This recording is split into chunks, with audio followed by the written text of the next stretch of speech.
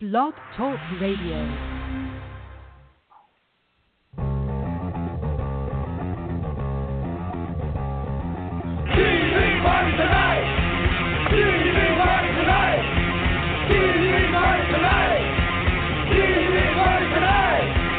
We're gonna have a TV party tonight.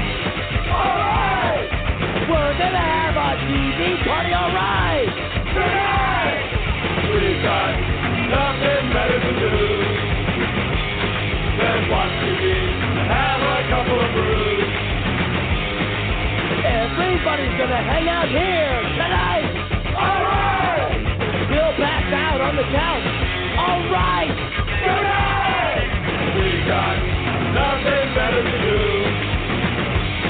than watch TV and have a couple of brews. Don't talk about anything else. We don't want to know. We're dedicated to our favorite shows. And tonight our favorite show is Voltron, Legendary Defender. Tonight we'll be discussing Season 3, all 7 episodes of it.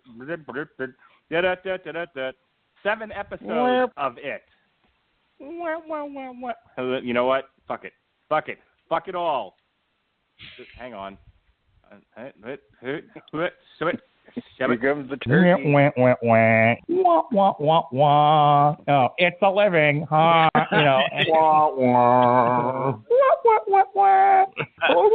Yeah, that guy. Yeah. Hang on.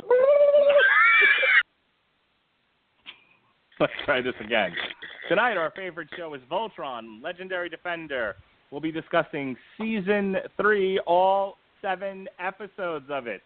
This is TV Party Tonight, and I am your host, your mandated reporter, and frankly I'm mortified, Mr. Mark Radulich. And that voice you heard mumbling up, here comes the turkey, is the turkey himself, the Metal Coop, Mr. Robert Cooper. How do you do, sir? I was going to make chicken sounds, but then I realized I don't know if turkeys make chicken sounds, so I will go with the Pokemon approach. Turkey, turkey. Wouldn't turkeys gobble, but chickens begaw? Like chickens go, I don't. But turkeys go, gobble, gobble. See, I can do like I walk around my house clucking like a chicken for fun. I don't think I have a very good gobble. So again, turkey. It's what's for dinner, Dick. Anyway, speaking of what's for dinner, ladies and gentlemen, a man who, after about a minute of this, decided he no longer wanted to be here with us. The host of the 411 Ground and Pound radio show and the host of Damn You Hollywood, Mr. Robert Winfree. How do you do, sir? I do not have a bird sound that I feel qualified making for all of you, so I feel I'm already behind the 8 ball as far as that goes. All right. We all watched the first 2 seasons of Voltron. I believe at least one of the shows we did on TV Party Tonight, actually Winfree ended up substituting for Robert because Robert was somewhere in the wind. Is that correct? Am I right about that? I was in the 30-degree weather of the Lowe's Garden Center. Yes, sir. Okay. But we did get to both of them, didn't we? As I recall, we have reviewed both seasons 1 and 2. We had to have. I know we did. We had to have. We did. I even finished season 2 on the way to watching season 3. Look at me go. Outstanding. All right. Your professionalism knows no bounds. Let's kick off the discussion of season 3 by talking about the elephant in the room. It's 7 episodes as opposed to the usual 10, 12, or 13, and if you're really fancy schmancy, 22 or 23. 7 episodes seems a little abbreviated. According to something that I just saw on YouTube, someone from Collider, whose name doesn't bear mentioning, went to the San Diego Comic-Con panel for Voltron, and apparently this is how it's going to be done from now on. They're going to do abbreviated seasons, but release more of them per year. So we're getting season 4 in October, and presumably we'll get season 5 and 6 and 7 over the course of 2018. I'll start with you, Mr. Cooper. How do you feel about more abbreviated seasons as opposed to less, longer, more traditional seasons? Oh, I mean, I feel like it's a good thing and a bad thing. In terms of just the negative aspect of it, it does kind of hurt in a way giving a complete story for a season. It leaves me things more segmented, and I feel like can also make it to where I don't know. I feel like it can be forgotten in some ways. Like you don't get your big burst of it. Here's the whole season, watch it all. It's more in chunks. But at the same time, I feel like it's probably a little easier on the animation team. I feel like the animation was a little better this time. I mean, the animation ain't fucking movie quality. We all know that. But it was pretty well done. I feel like it's a cost-cutting measure as well as just kind of easier on their labor force. I noticed with the Castlevania Netflix series, it was 4 episodes, which gave them a way to dry run the whole thing. So I mean, I'm pretty cool with them doing it if it means that we get consistent output instead of having to wait like I don't know, like why we gotta wait a whole year for Orange Is the New Black, even though I don't watch that show. I feel like it's mostly positive. Not to mention, it's not going to be as perhaps as grindy as certain things like the Japanese animation industry. Nothing says like working 60 hours a week, 52 weeks a year for $19,000 a year. As an aside, Cooper, is the Castlevania series worth doing a podcast on? It's a yes or no question. As a whole, yes. In its current state, whole, yes. I mean, we could squeeze something out of those 4 episodes. I mean, I could do it. You know, I fucking love Wall Turkeys and Castlevania. It is best girl. But I feel like it'd be better suited once we get the entire story. Was that a yes or a no? Because all I know is that Castlevania is 4. It's 4 episodes. Should we talk about them or not? Well, I mean, they're coming out with 8 more later.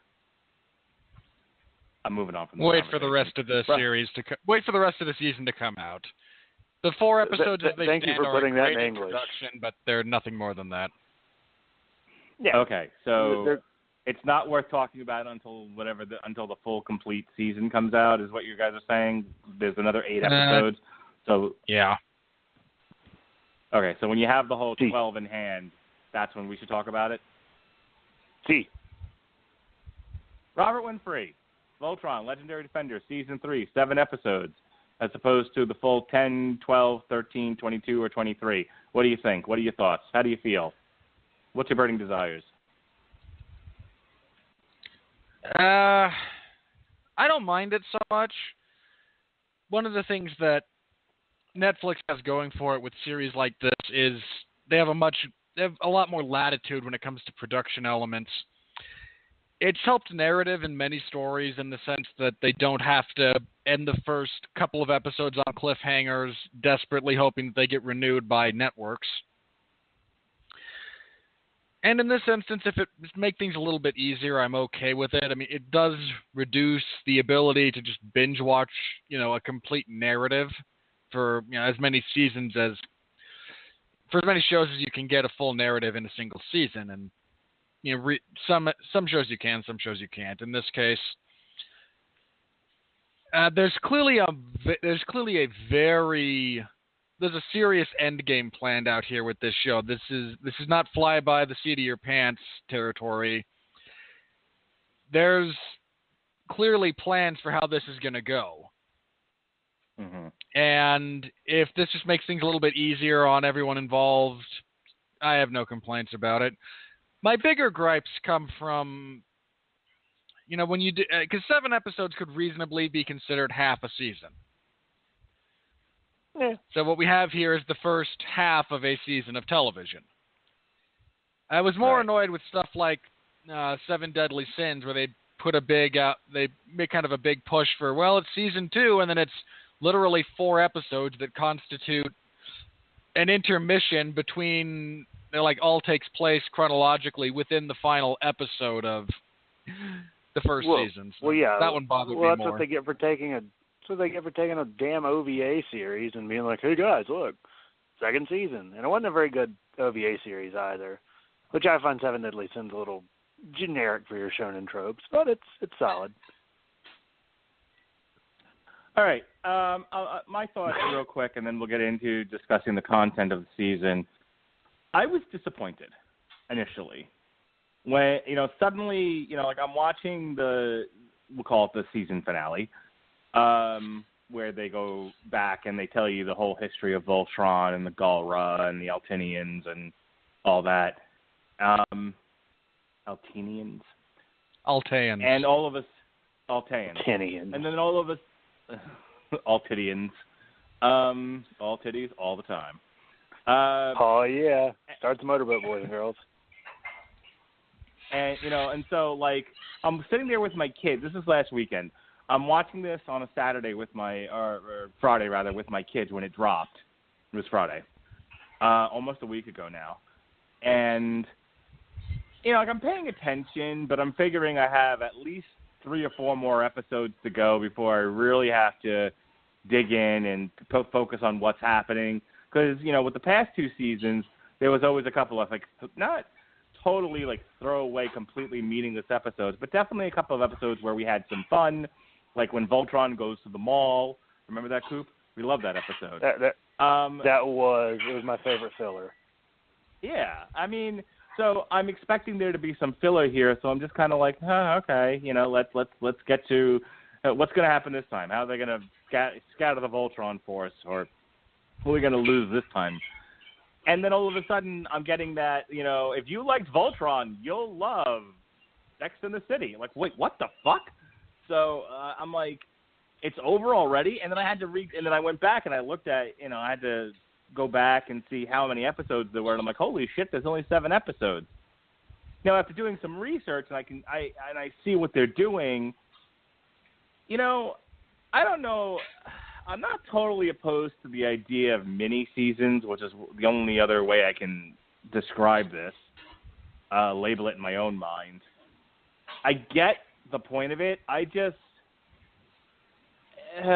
when I dig into an entire series, I expect at least, like even when I watched Harlots was only 8 seasons, but at least these were 8 episodes. But at least they were hour-long episodes. There was a lot packed into an hour, so I didn't feel gypped when it was over. This I kind of felt gypped. Maybe that's just me, but I feel like they barely got started on this story, and then it was over. And now you got to wait for the next season for, to see what's going to happen next. So that's kind of it. It definitely left me wanting more, but not in a positive sense. In a, hey, there wasn't enough TV here. There wasn't enough story for me to feel satisfied. Hurry up with the season 4 already. That's where I got left last Friday when it was over, and I've had a week to think about it, and I kind of still feel that way. But they're not just making this for me; they're making it for various people. So it is what it is, and maybe by season 4, now that I know that it's going to be an abbreviated season, I will have gotten used to it and not be so annoyed.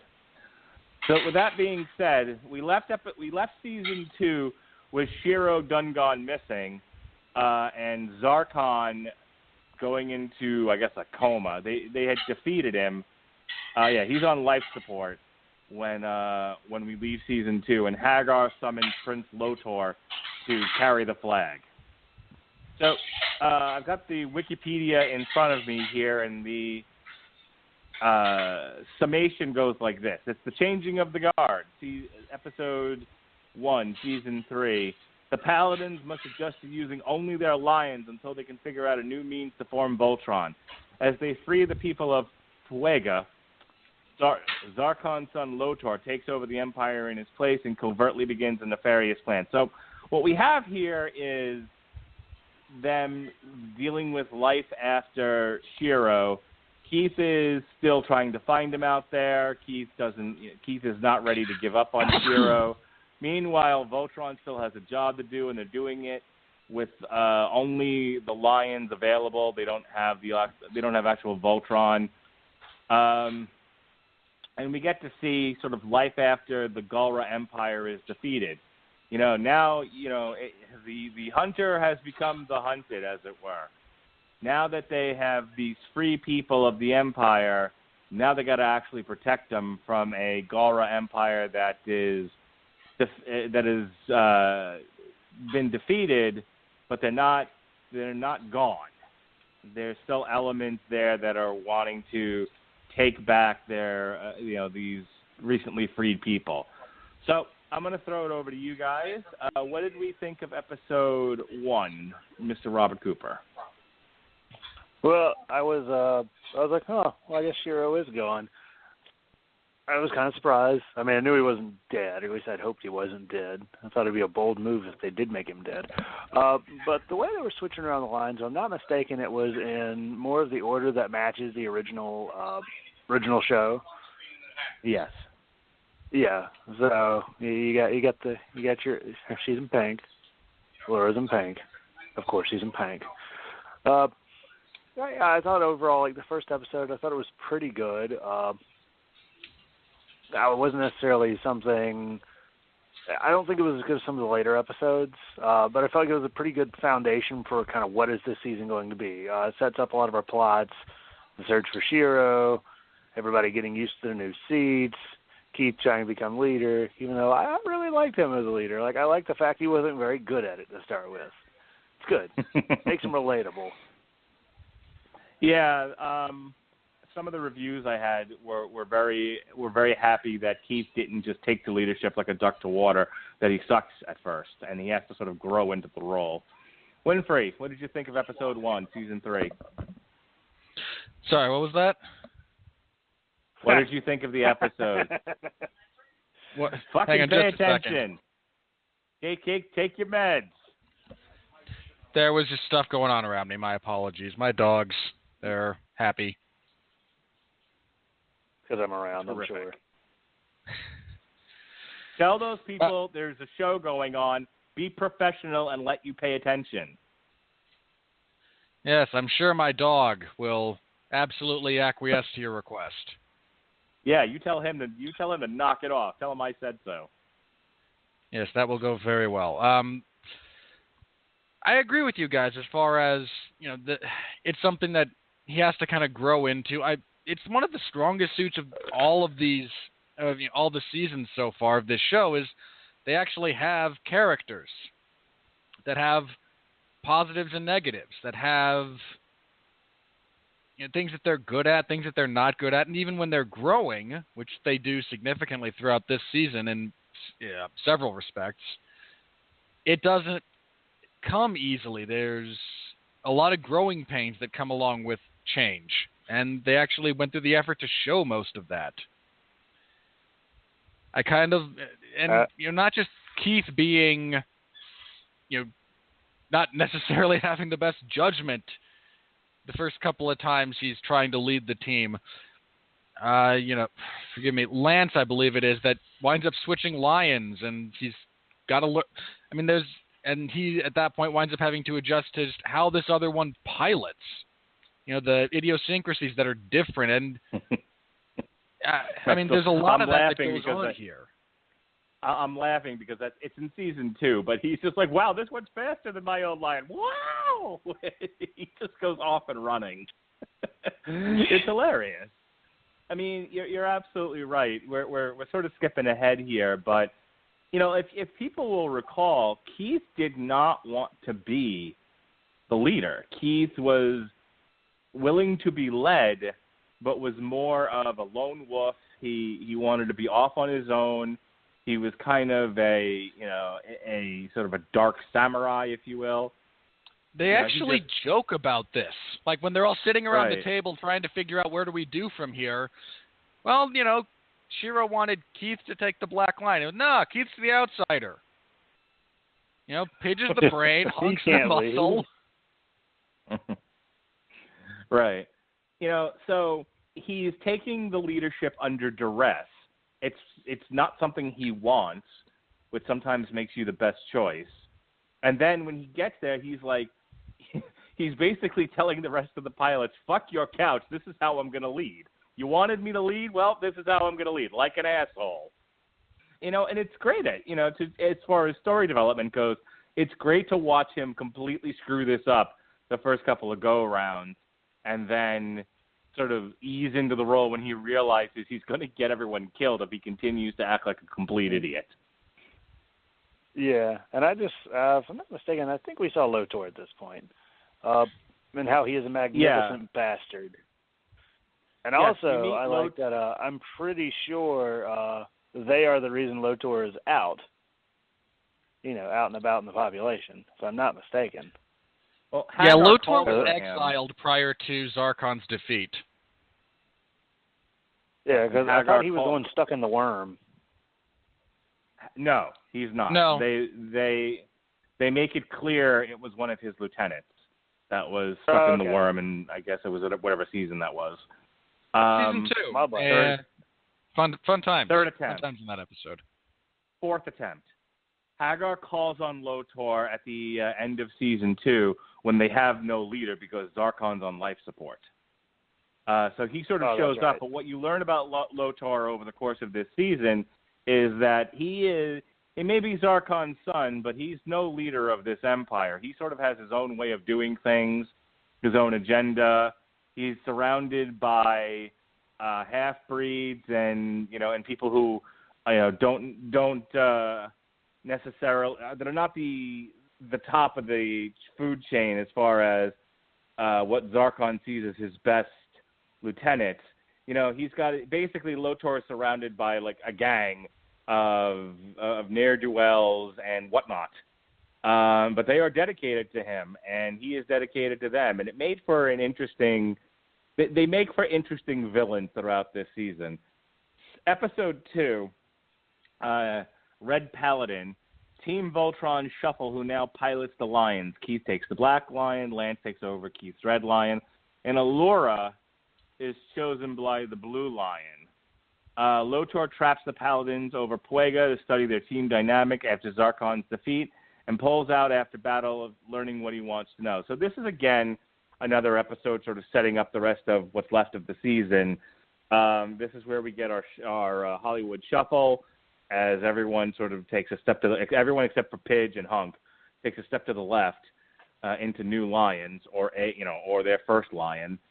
And I thought it was fun to see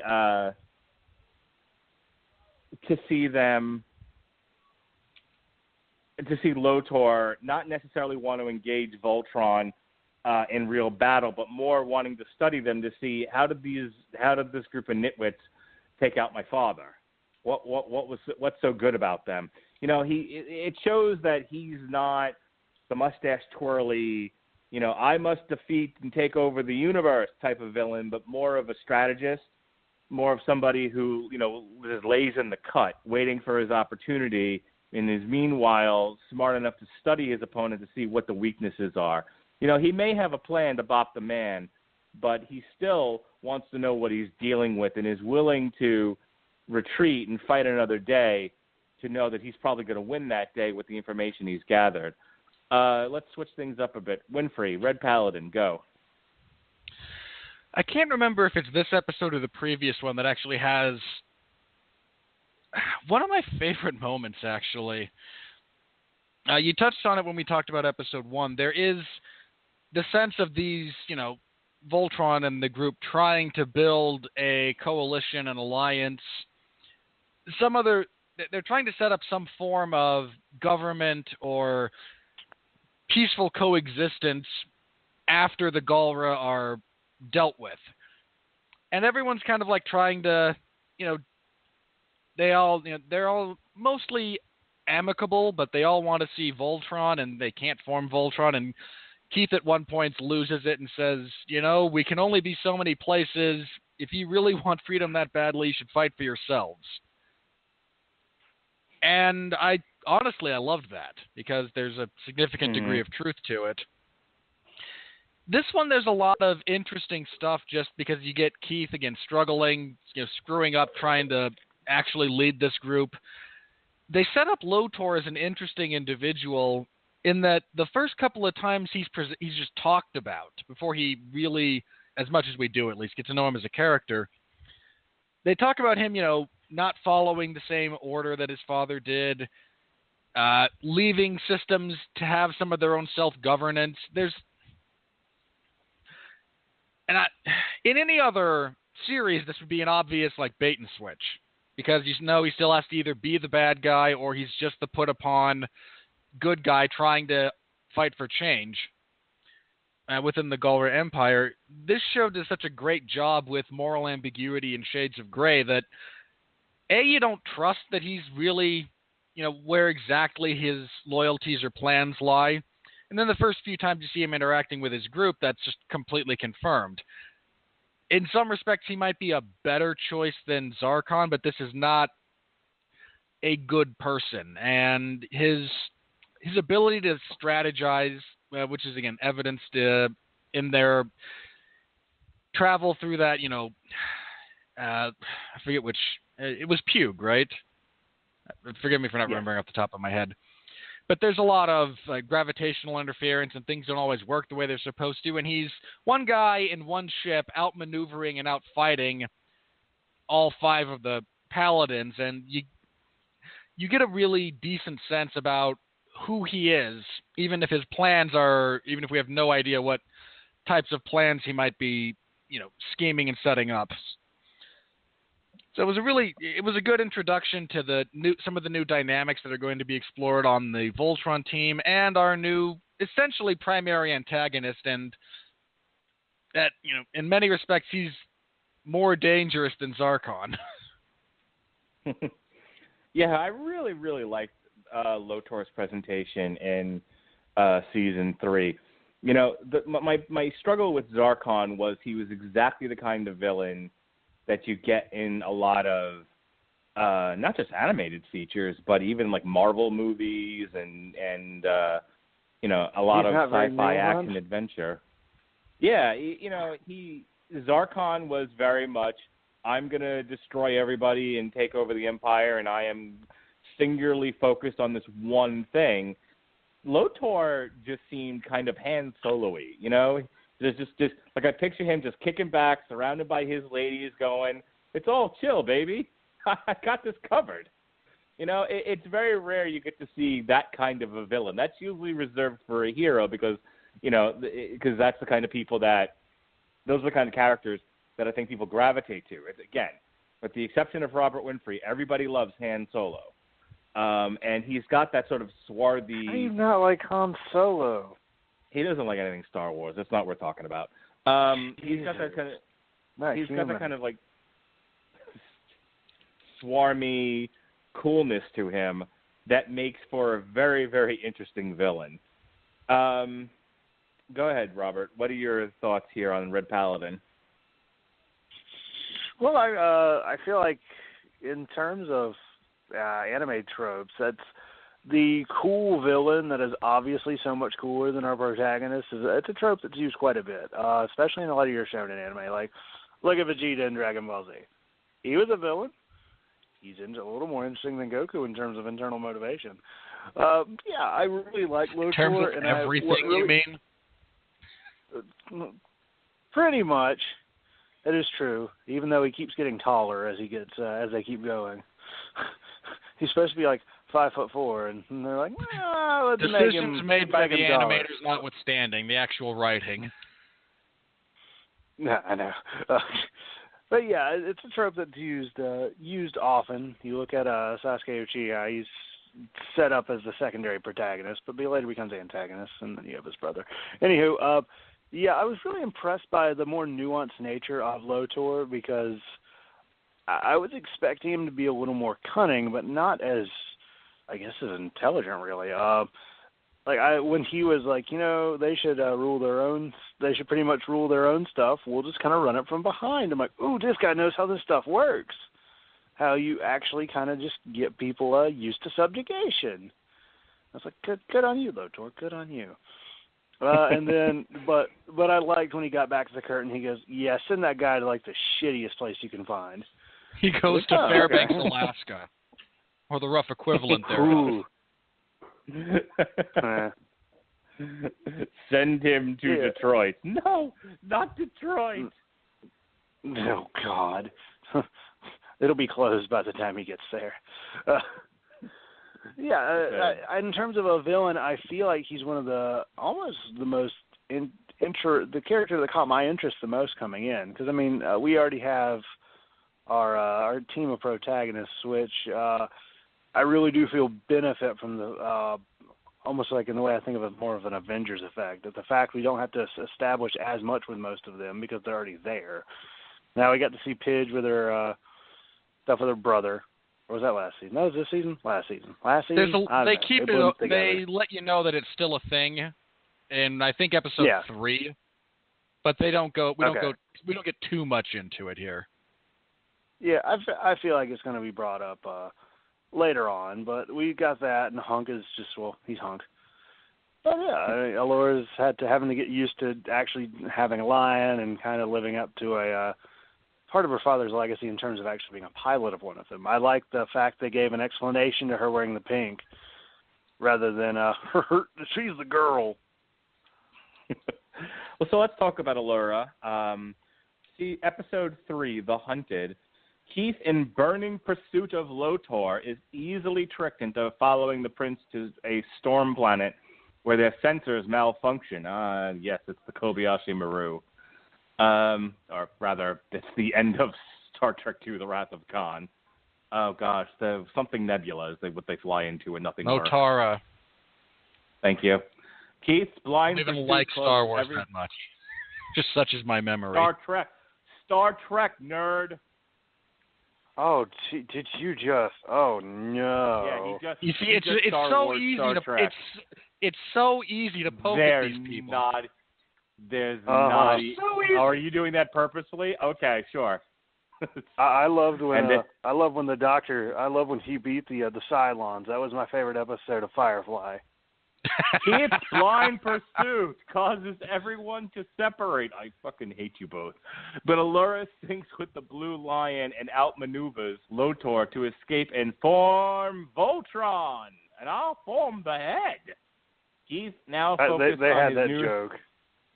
And Keith, now focused on his new responsibilities as the leader, allows Lotor to escape so as to regroup. So here, the big circle around this episode is Alora syncing with the Blue Lion and becoming one, and then being able to reform Voltron with the new team. I'll let you keep going here, Mr. Cooper. What did you think of this one? I liked it. Definitely one thing that I'm fond of is Keith kind of realizing that you can't be hyper aggressive, especially when you're not messing with somebody like Zarkon, who you still had to use more espionage tactics with. But with Zarkon, he was much more of a kind of just your classic brute force dictator. Whereas I feel like Lotar is more of a Machiavellian type. He has more of your Manchurian stuff. I love how I'm just mixing all my M-related references all together. I hope he's part of the monkeys and they like to monkey around. But yeah, I also like that Alora actually got some shine. We got to finally see her at least pilot the damn thing correctly instead of running into like walls and stuff. Woman drivers, am I right? Oh, yeah, buddy. You know, one of the things I like about this is that they established early on that you have a psionic link with your lion, and that if you and the lion are not on the same page, you will not have success piloting. The lion will not respond to you. And, you know, season 2 comes along, and they're all pretty much experts with their lions, so they learn new things as it goes along. You know, apparently these Voltron lions have all kinds of hidden abilities, and they've only begun to scratch the surface of what they are. But they could pilot them with ease. You know, the lions and the pilots have accepted one another. They have joined.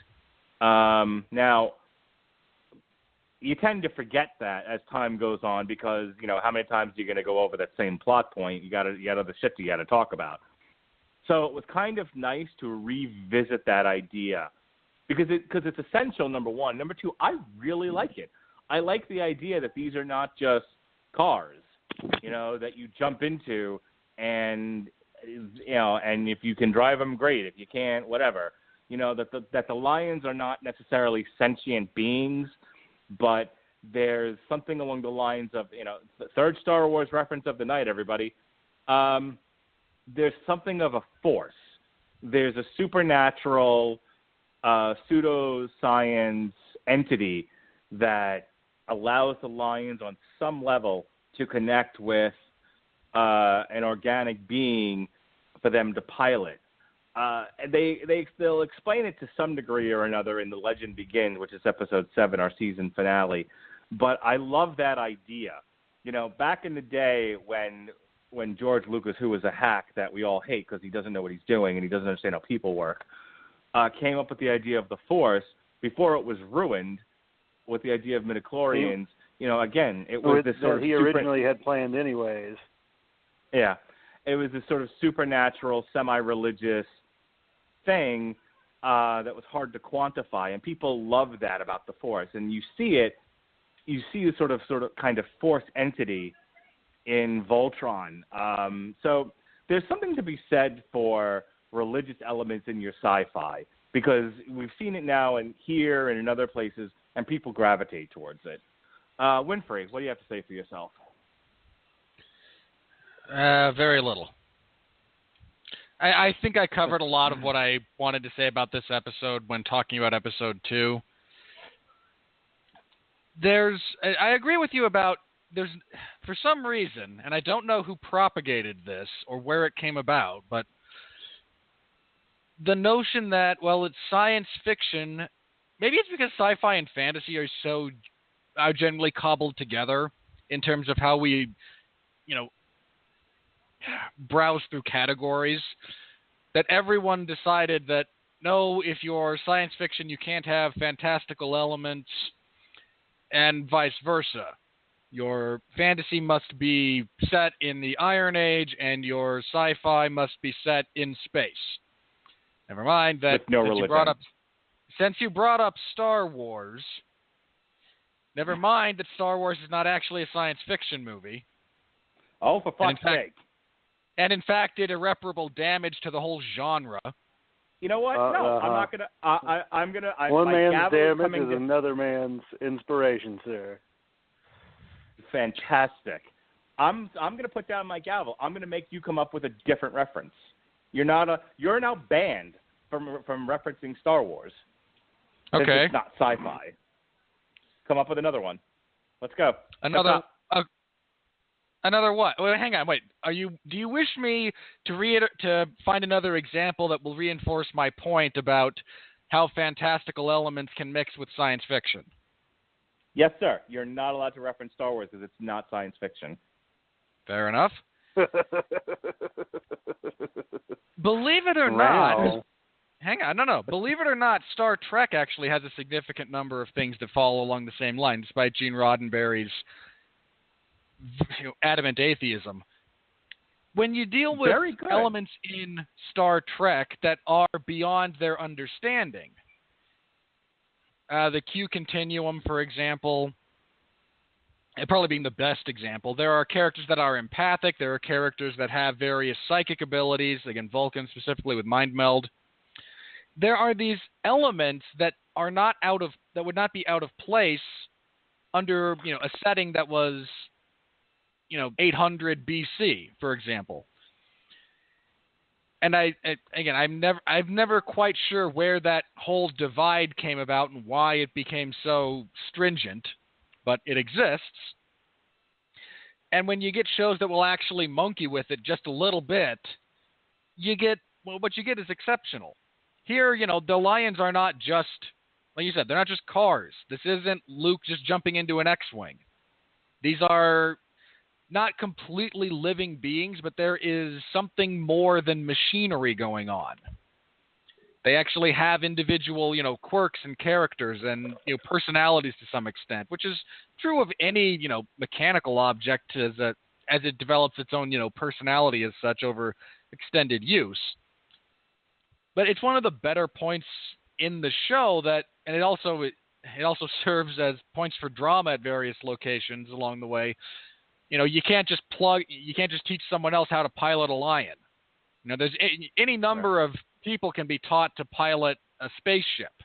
This is something completely different, and when you find someone who can do it, it's special and needs to be guarded as such. Very good, sir. And I like the fact that you didn't mistakenly call Star Trek Star Wars this time, or vice versa. Moving on. It's just so easy. It's so easy to poke at you people. Yeah, well, hey, that is the basis of the entire reason why most fans are fans, is because you're like, excuse me, sir. The best Green Lantern is Kyle Rayner. Well, technically, episode 4, Hole in the Sky. What am I doing here? All right. The team comes across an Altean vessel lodged in spatial anomaly and pass through it to study. Upon crossing, they find they entered another universe where the Alteans defeated the Galra 10,000 years ago, but have conquered the known universe to bring peace. Ah, yes, peace through war. They learn that a comet with multidimensional properties is made of the same material that makes up Voltron and all formed the head. And if the Mirror Alteans get it, they'll go into other universes, conquering them as well. The team, alongside the guns of Gamara, made up of Slav and Sven, Shiro's mirror counterpart. I was so happy to see him back. Work to steal the comet and return to their prime reality. Upon returning, Lotor takes the comet with ease from the tired Paladins. All right, Giggles, go ahead. Why don't you respond to what's going on here in episode 4? Winfree, you're Giggles. You're the one that was giggling. No, I was just really happy to see Slog back. Our friend who loves talking about multidimensional realities. He was hilarious. He was my favorite part of season 2. Yeah, that's a fun character. But what did you think of this overall? I like the idea that we are now so comfortable with Voltron and this universe that they're doing the old Star Trek thing of going into parallel universes, which can get confusing very quickly, but they handle it well. And it's funny, again, Star Trek references. I think the first time Star Trek does it, the Klingons have been defeated because I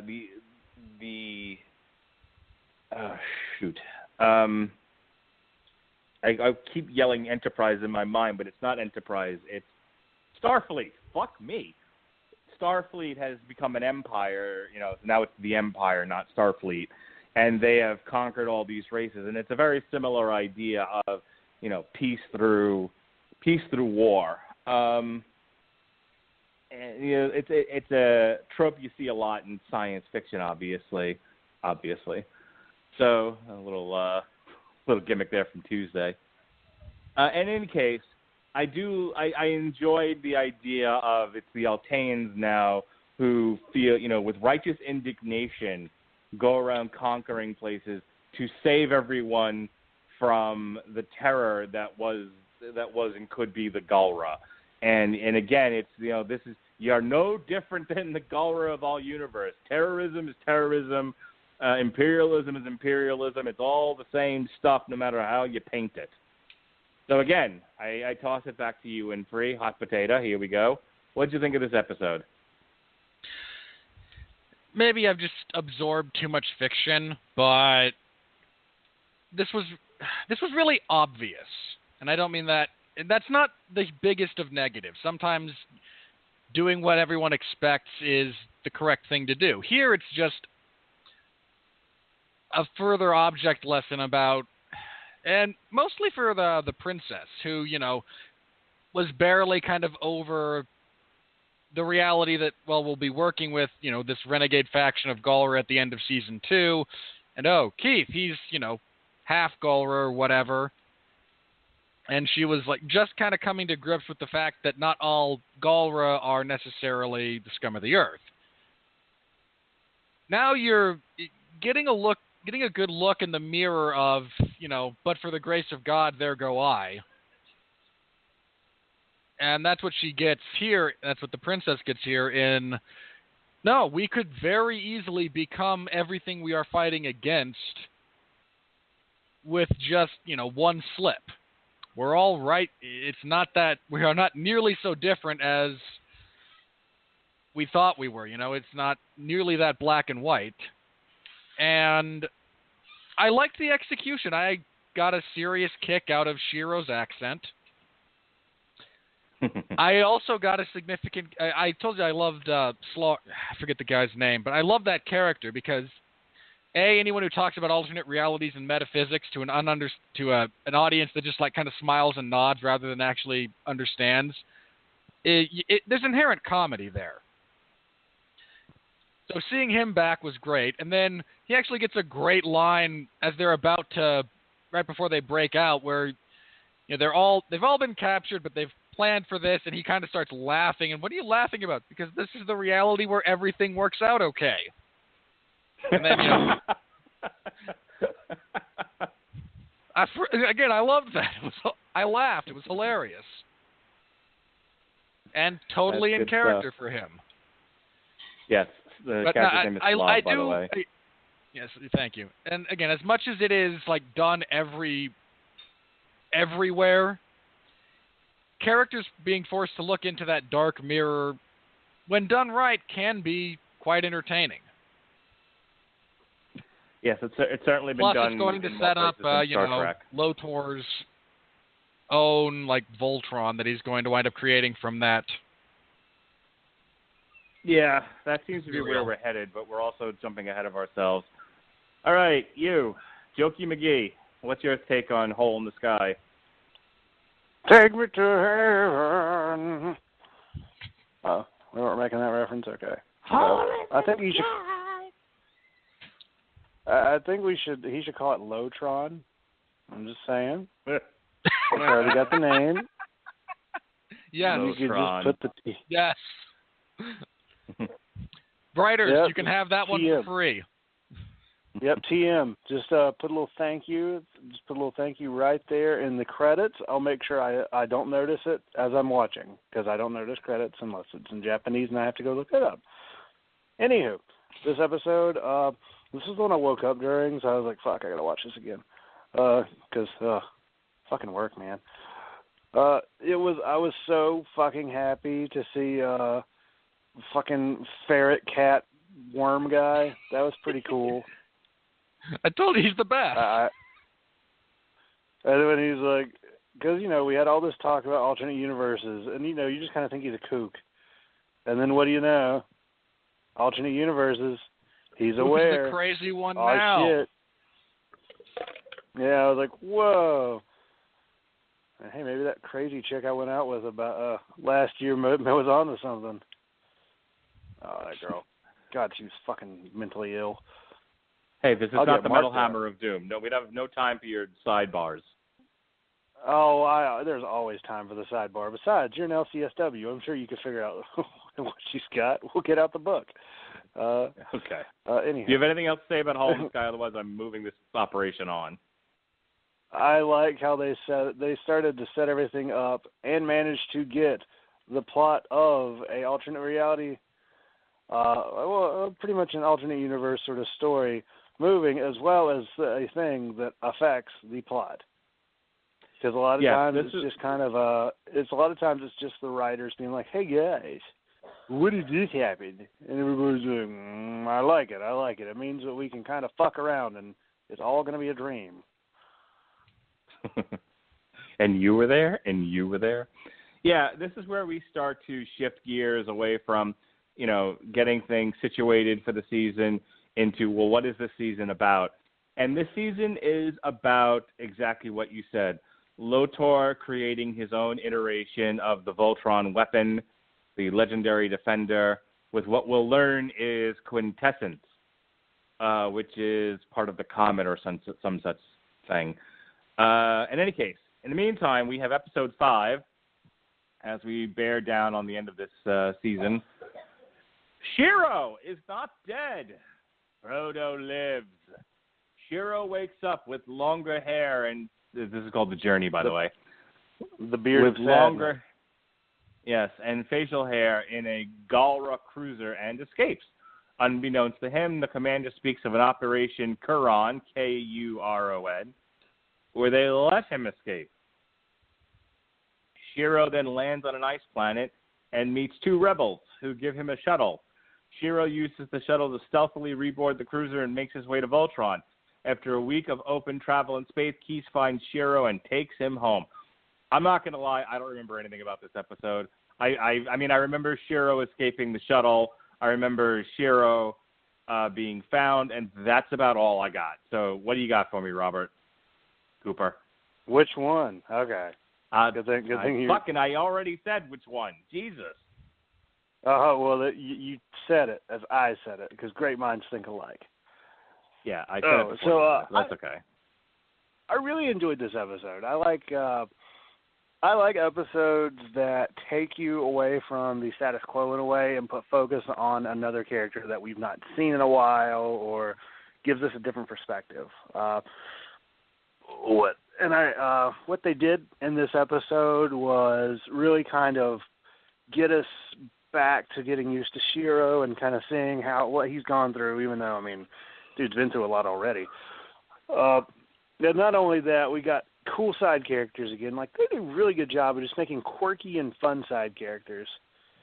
Like, even like the enemy general, you're like, oh, that guy, okay. Even though he gets his like arm ripped off and murdered. But I was like, okay, that guy, I remember him. Yeah, I like that Shiro was not floating in the depths of space, even though I kind of figured they were going to find him. Again, wouldn't that just be a nice little thing? Maybe it's because this is technically a kid's show, that they did find him, because if this were some movies I've seen, he just, it was all for nothing. Those are my favorite films anyways. Where it all ended up being for nothing and the audience leaves pissed off and whiny. Yeah, but otherwise, I really liked the episode. I feel like him coming, I don't remember if it was at the end of the episode or the beginning of the next episode where he cut his hair and his beard and kind of came back. I wanted him to keep that 90s Superman look for a while. Not quite mullet, but still. He came back from his sleeping pod, rejuvenated and sad. I'm wondering how it affected him, because you notice like the tone in his voice sounds a little more reserved, or at least I think so. I feel that there's a little bit more reservation in that. So I'm interested in seeing what they're going to do with it. Winfree, Robert? I'm waiting for Shiro to be a clone. Oh, God. I didn't want to go up that route. I'm not even joking. Like, so much of the setup here was, again, finding out what happened to Shiro. But given his lack of memories about what actually, the immediate aftermath of what happened to him, they could easily have been implanted. And the lion doesn't like him anymore. They could easily have been implanted, and we're dealing with some type of cloning technology. It's a fake.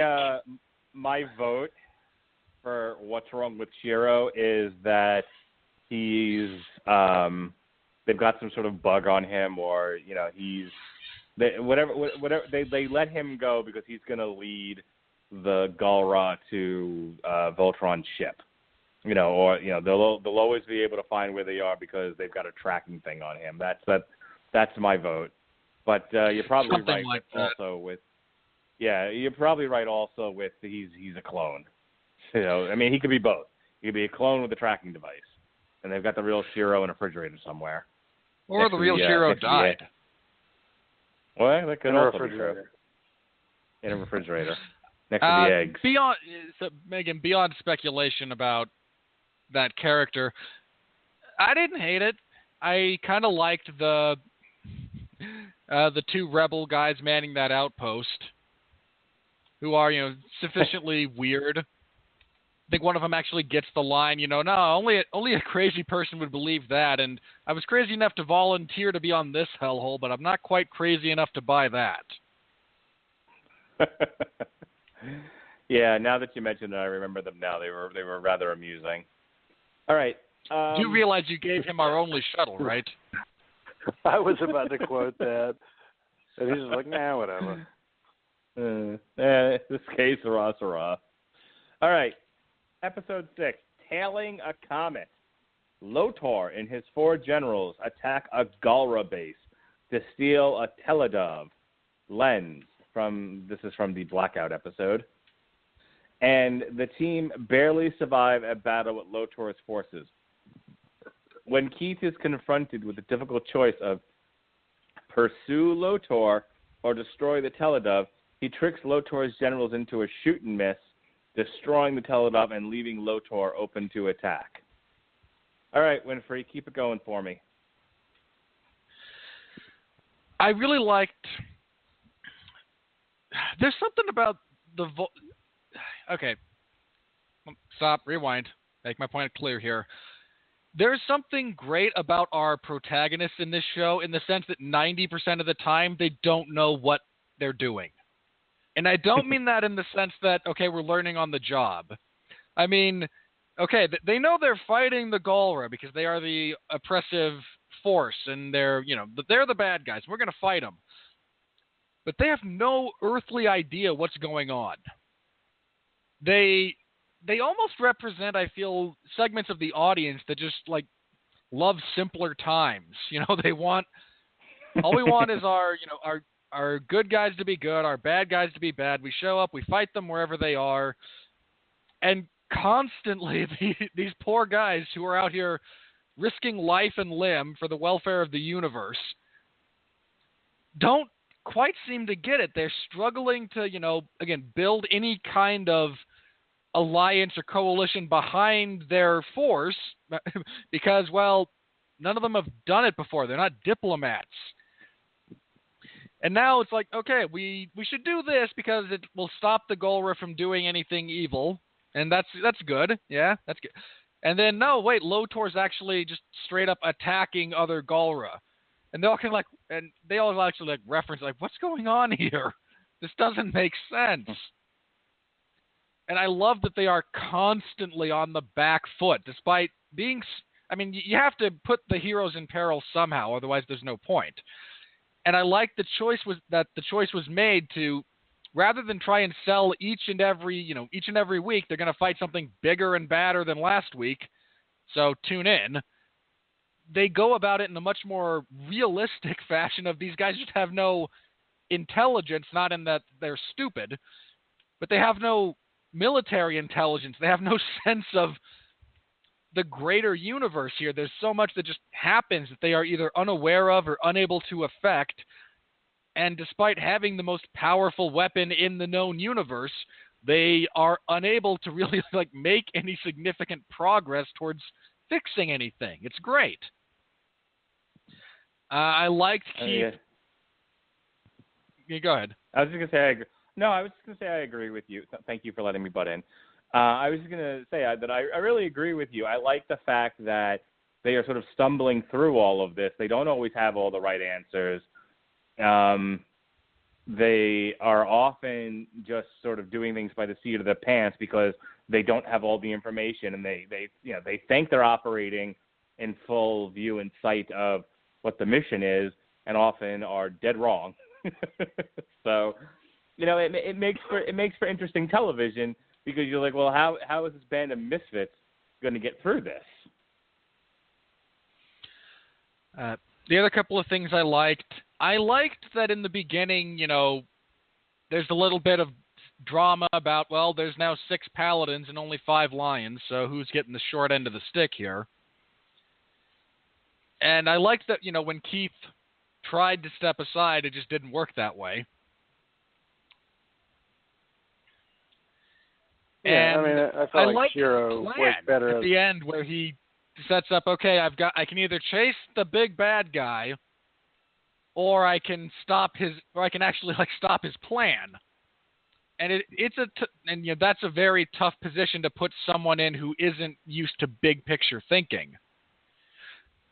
And the fact that he finally, this was the payoff of his, struggling to really formulate plans in a leadership role. Here he actually does it and does a pretty good job because the way he suckers them into shooting it themselves is actually like the best way for them to have avoided taking retaliation damage. It actually, like, that's the one time we see Lotor upset because finally we've upset a bit of his apple cart.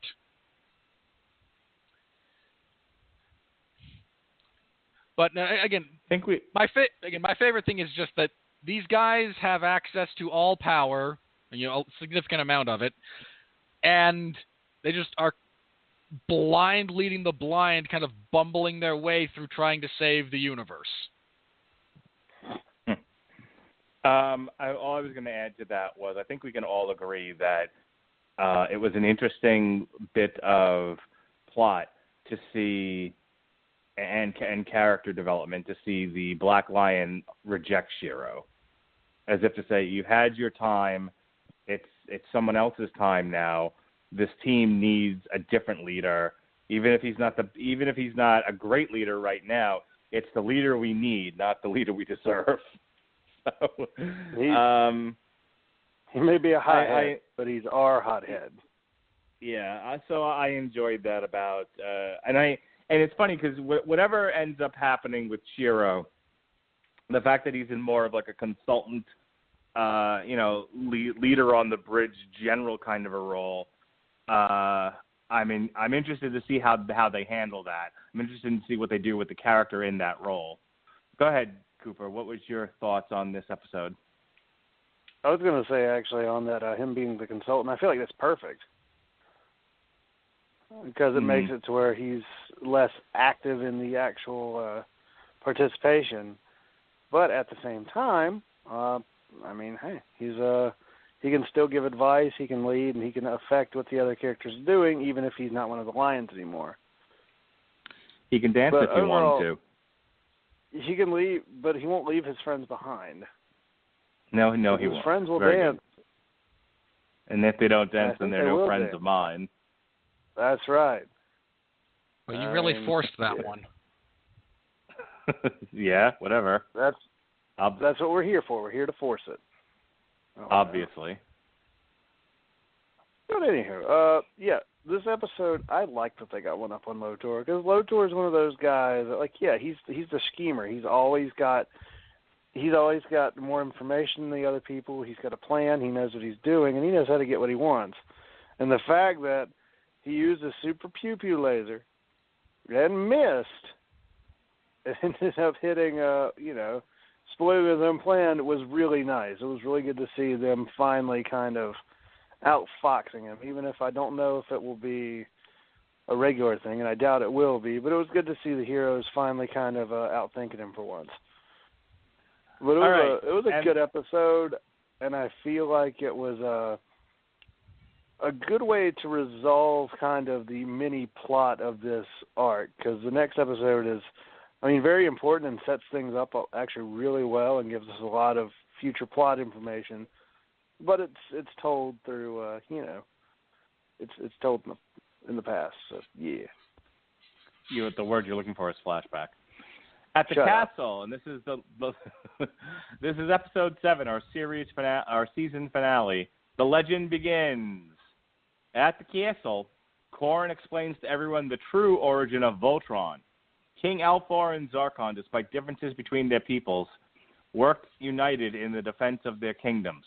When celebrating a battle victory on Zarkon's homeworld of Dubai, a comet lands not far from them made from multidimensional properties, which Alfor used to build Voltron, defender of the universe, and all formed the head.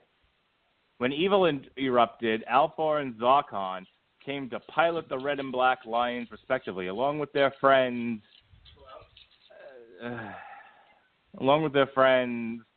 Trudy and Giselle. Fruity, Rudy, and Booty, right? Yeah, Fruity, Rudy, and Booty. I'm not reading all these. But Zarkon's wife, Altinian alchemist Honerva, had been poisoned by the close studies of the quintessence brought upon them by studying the space drift where the comet landed. Zarkon then tricks the original Paladins to take him and his wife into white space. Why has it got to be white? a reality of pure quintessence, to restore his beloved wife. Instead, both are killed and are resurrected by dark quintessence from another universe into the Emperor Zarkon and Witch Hagar, which they are today. To close the portal for the protection of everyone, Alford destroyed Zarkon's homeworld and everybody on it, where the rift resided, and was killed by the corrupted Zarkon and scattering the lion. After scattering the lions, rather. Afterwards, the team pieces together Lotor's plan based on recent events. And here we go. This is the plan to bop the man right here. Gather the purest quintessence possible.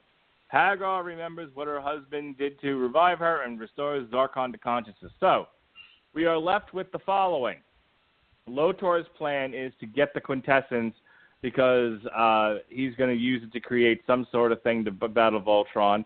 As Robert Cooper indicated before, maybe it'll be Lotron, the evil Voltron. And Zarkon has come back to us. So we're going to get some sort of weapon that Lotor is going to create in Season 4, and we're going to get Zarkon and whatever friction resides between father and son. I'm sure there's going to be something there, because why would you do it unless there was? All right, Winfree, take me home. I liked this episode.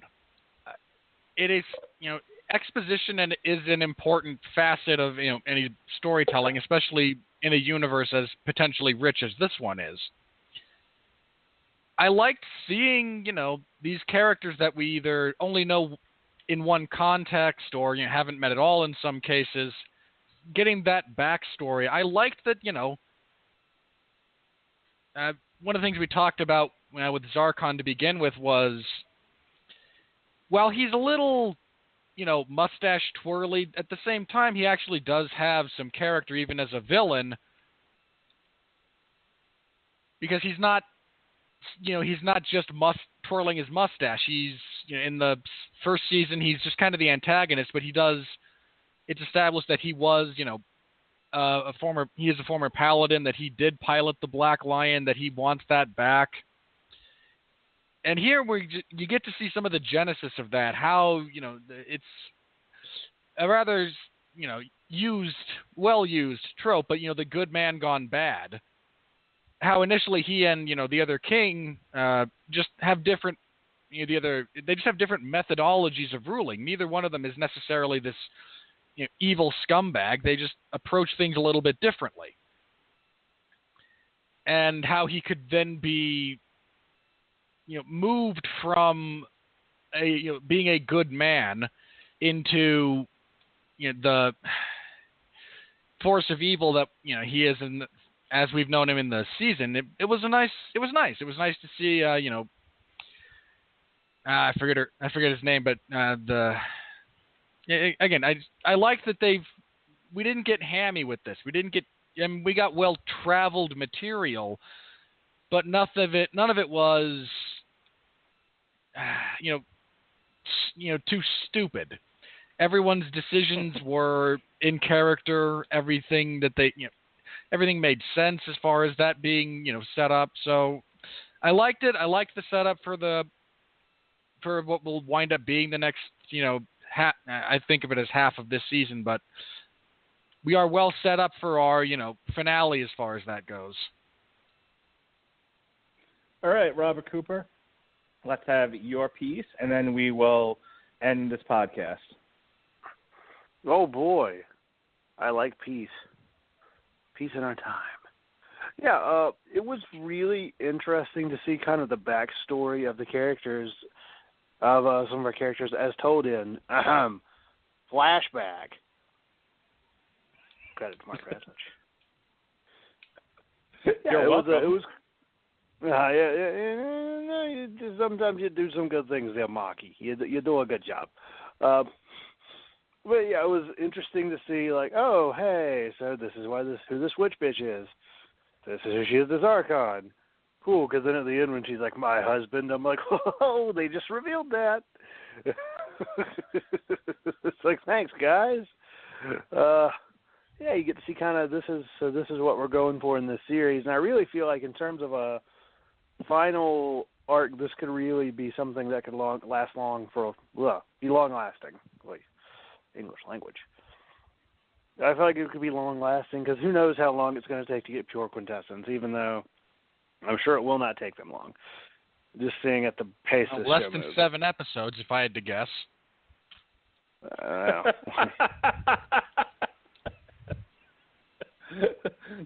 This whole plot's going to be drawn out over 20 seasons. We're still trying to get the quintessence. They're going on that Naruto speed. Oh, hey, kids, you want a year of filler episodes? We got it. God, that is. I don't know what any of that is. His metaphor is accurate. That's all that matters. It's a show that instead of putting gaps between seasons to like catch up with the source material, they just created a year of episodes that did not matter. Horrific. So it's yeah. Ugh. So awful. So you were saying? As I was saying before I rudely interrupted myself. That's the story of my life. Excuse me. I was saying, meet the real me. I have ramen hair. Stop! I don't want to go down this silly rabbit hole. Come on, this is TV Party Tonight. No silliness allowed.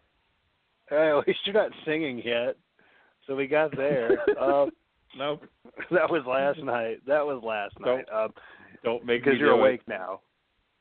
I don't want to make you. You're going to make you do it. Then you're going to blame it on me. I'm not struggling to stay awake. No, I'm not struggling to stay awake tonight. Come on, all right, finish up, man. All right. So yeah, in terms of a ending episode, I think it left us with something that's not quite as, let's say, as explosive in terms of overall events, but it's more explosive in the details. So, like the little things, for example, like I was just wondering, so was that destroyed planet that we saw in the worm episode, the destroyed planet that was like whatever the fuck the Zarkon world is?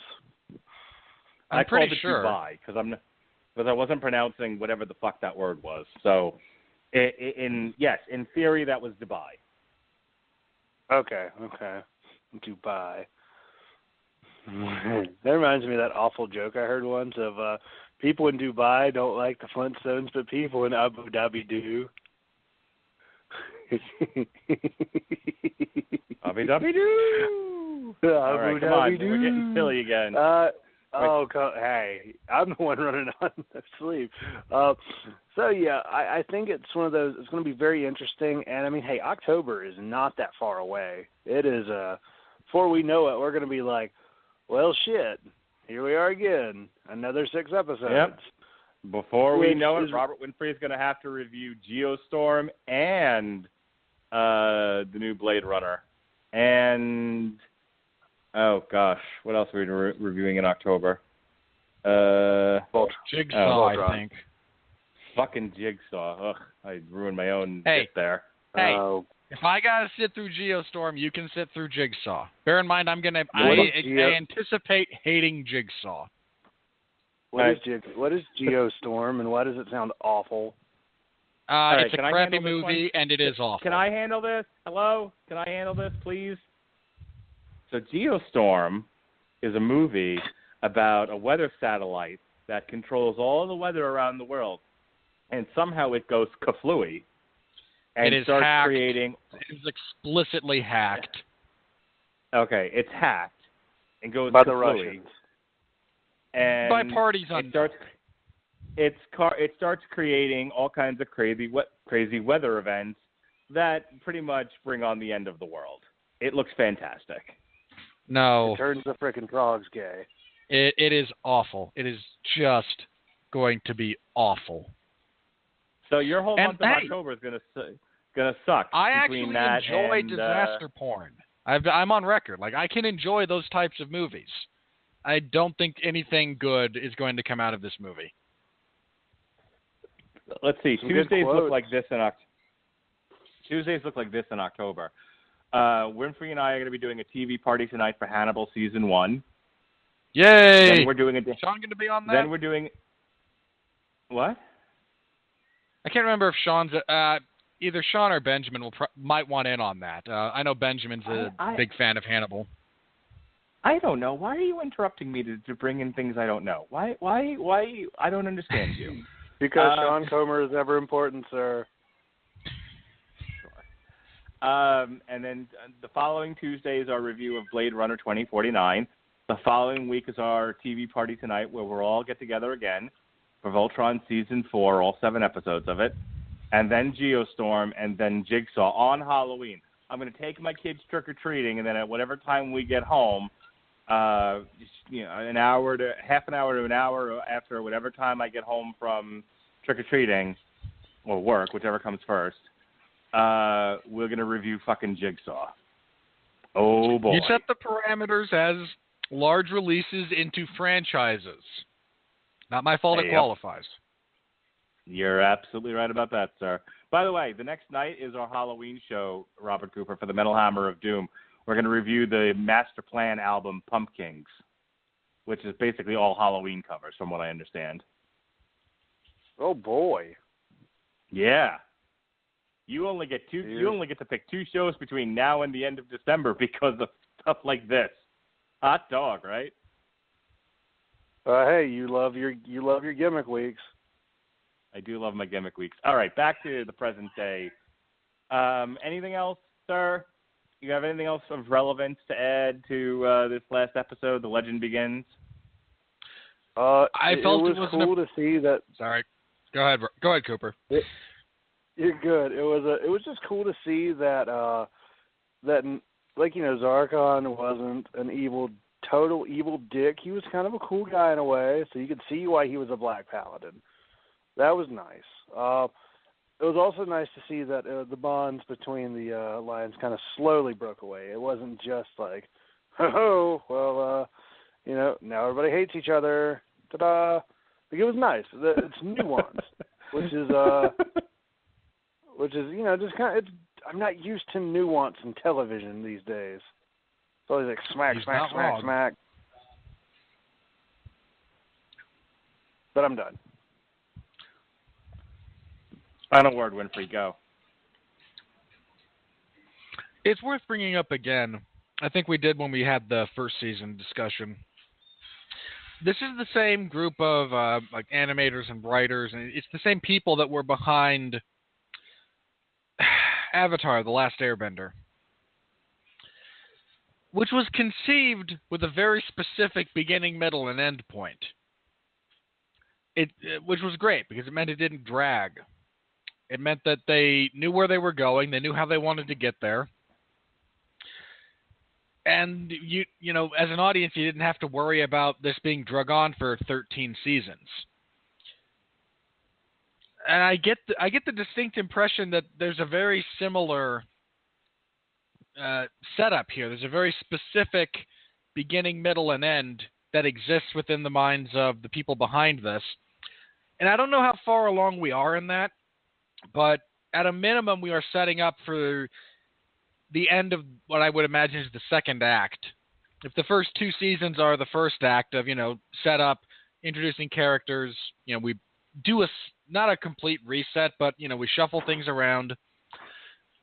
We're now building towards, the big showdown between all 3 parties, the potential existing for maybe, one more really good go-around of, a season or 2, depending on length. And the fact that it has, again, as near as I can tell, these set parameters, this beginning, middle, end, here's the notes we want to hit, so on and so forth, it makes everything better, for my money. I enjoy things more when that's obvious. Things have bigger stakes, more consequences. You have to deal with less filler. In the case of certain shows, whole seasons of filler.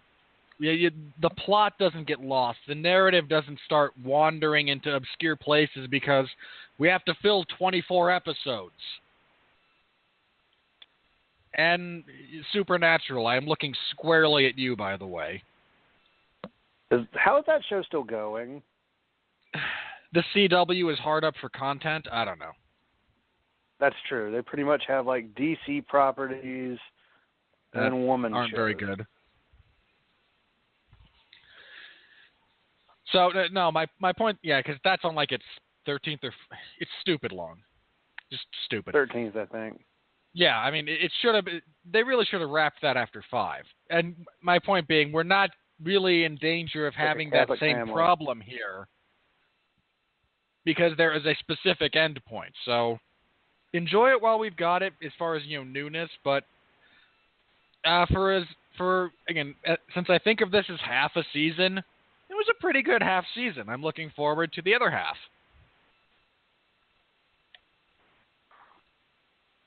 All right. Sorry, I'm listening to you. I'm multitasking. All right, so we already talked about when the next season is going to be. It's going to be in October. October is going to be a pretty loaded month. The rest of August and September are a little less loaded, thank God. It's been an interesting year, folks. But I think let's do some last words here. Overall, what did you think of the season, Winfree? Just in a big general sense, give me 50 words on how you thought this abbreviated season went down. I think it was an effective soft reset. I don't think it, because we're not starting from scratch here, but they shuffled the characters and roles around. They introduced new characters, and they've effectively set up the big confrontations that are coming. I wish I had the rest of the season right now because I'm just kind of like that. But on balance, especially if you go into it kind of understanding that no, this is just prelude. This is just it's a lot of setup. It's good. It's very good setup. Okay, Robert. Oh boy. So as somebody that had to wait 3 years to get Attack on Titan season 2, I am totally cool with only having to wait 2 months to get the other, more of this story. I'm cool with that. It's okay. So yeah, overall, I like that they've found a nice narrative way to get our Voltron lions into the hands of their rightful original 84 anime protagonists, which is Netflix kept recommending me that. So if you like Voltron Legendary Defender, you'll like Voltron 84. I'm like, thanks, guys. Nobody in Japan cared about this anime. But yeah, I like our new enemy is interesting. I'm really excited to see what he's going to do, and I'm really interested in seeing how our heroes are going to react because, I mean, you can start seeing you can see that Keith is starting to really come into his own as a leader. And, there's still some stuff up with Shiro. Now that you guys have mentioned he could be a clone, I'm like, he could be a clone. I want that to happen now. Even though I don't, because I like Shiro. He's a nice guy. He's got fucked around enough in his life. But I think he's just the punching bag of the show. Okay. I'll just give. No, you see, when this Shiro dies, they'll just release another one, and the cycle will start again. If you make that fucking Dean Ambrose joke, I'm going to run to Utah and punch you. And I still am not up to... I did better today. We actually did a bit of our normal routine, Jonas and I. But so help me God, vomit and all, I will live on Zofran and Compazine and Phenergan, and I will fight my way. I am stubborn as a mule, and I've already beat cancer. I will fight my way to Utah and punch you squaw in the mush. Now, I imagine that if you were to attempt that, is there a potted plant? I mean, come on, you're not going to run across. across. Both talk at the same time. Robert Winfree, since it's you, since it's you, I'm threatening. You get the first shot at this. Go. I'm less worried about you running all the way to Utah and punching me in the mush, because should you attempt that, you would likely wind up as dead as Dean Ambrose, but the cyborg they would replace you with would probably succeed. Oh, you bastard. Now you can talk, Mr. Cooper, for fuck's sake. I was just confused as to the Dean Ambrose joke, but very briefly. Hang on, I'll do this very briefly. 2 years ago when Seth Rollins curb stomped him through a cinder block? Mm-hmm. A joke got made that no human could survive that. That would actually be fatal. So Dean Ambrose was murdered on national television, and they They went to the depths of Pittsburgh and found John Moxley to replace him on television. And then eventually replaced him with a robot. That is fucking rich. I remember when he got murdered on TV and then came back, so Dean Ambrose is dead, and we don't know which version of the Ambrose bot we're on. And Mark hates the joke. I really do. I mean, if I was gonna go on the one, I felt like it's the animatronic one from the Chuck E. Cheese that they got rid of because it wasn't very funny. God, Comedy Ambrose is just so sad. Like it's cool, like when there's a potted plant involved and everything, but seriously, guys, like just don't. Are we done with this bit now? As done as Dean Ambrose is breathing. Flames on the side of my face. All right, let's be done here. All right. As far as the calendar goes, let's go ahead and do plugs. We are done for the week here. Go ahead and check out our shows. Metal Hammer of Doom. I rushed through yesterday's show because I was so tired. Today I'm much better. The day before that was The Dark Tower. I actually made it to that show. I was absent from the week before. And on the Monday, the 7th, I sang through Voltron from the Ashes because I was a silly goose.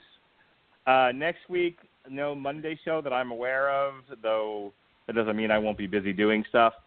On Tuesday, the Damn You Hollywood will be doing our summer wrap-up special.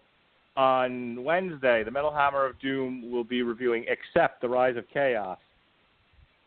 And then there's Defenders Week, Defender/Daredevil. On Monday, source material, Daredevil, Guardian Devil, which was actually penned by Kevin Smith of Clerks fame. On Tuesday, Robert Winfree and I will be talking The Defenders, TV Party Tonight, The Defenders.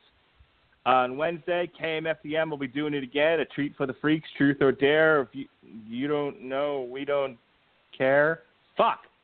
Anywho. And then the next night, capping off Defender/Daredevil Week, we've got the original Daredevil movie featuring Ben Affleck. It's awful. Robert Cooper, your plug, that's sir. me. Go. That's oh you, boy, buddy. From the Metal. Oh boy, oh boy, oh boy. This is the Metal Hammer of Doom. It's a thing. I'm on it every Wednesday, even when I'm at work. Which I think I close next Wednesday, so that'll be like a 10 o'clock show, if you can make it. If I can make it. If somebody can make it. Make it. So, yeah. What's going to be, I got distracted by something. What's the 10 o'clock show? I said next Wednesday I close, so I'll be free at 10. You'll I'll miss be half free to the be show. at work. Well, yeah, it depends on what forklifting needs to be done. You know what's crazy is you actually are the reason we're doing the Accept album. I put that on the calendar for you because you wanted to do it, and now you're going to miss half the show. God damn it. Hey, don't blame me. Blame Niblock. Fuck you, Rose. Well, fucking asswipe. I'm going to blame somebody. All right, well, just blame him. He's got millions, and he's going to make it off me. But anywho, so yeah, that's a thing. Sensor Rider Podcast, your home for all things Tokusatsu that I haven't done a podcast of in 2.5 years. You can find us Facebook, facebook.com/Sensor Rider Podcast. That is SENTAIRIDER podcast. Let's see. Third thing, W2Mnet.com. My buddy Sean Garmer, his website. I occasionally write wrestling articles and like two game reviews a year. Yeah, we share podcasting content with them as well. So, check them out on Spreaker.com, and we'll have some of our stuff up on there, too. And finally, final thing, scrapingthebottom.com. It's my buddy Kevin Merrill. I was just on his podcast, and it's going to be posted this week and next week, to where I just shoot the shit with some guys. And, yes, I am shooting the shit. I'm damn good at shooting the shit. So, yeah, find it. Listen to it. Love it. Cherish it. Tell me what got censored. That's all. Horrific. All right, you who have to cover this ridiculous spectacle that is Mayweather versus McGregor. Do your thing, but do it in less than 2 minutes. I have most of the month of August off, except for, as Mark alluded to, Mayweather versus McGregor. Let's just see how many dumbasses are out there. Spoiler alert. There's a lot. Woo! Don't woo. I told you, don't woo this. Just don't. There's nothing woo-worthy about that endeavor. Absolutely nothing. Woohoo! Stop it. So, anyway, when that rolls around on the 26th, you can find me probably in the MMA Zone of 411mania.com covering it. Yay me. It's gonna suck. Consequently, the 411 Ground and Pound radio show is taking a couple of weeks off. We'll be back.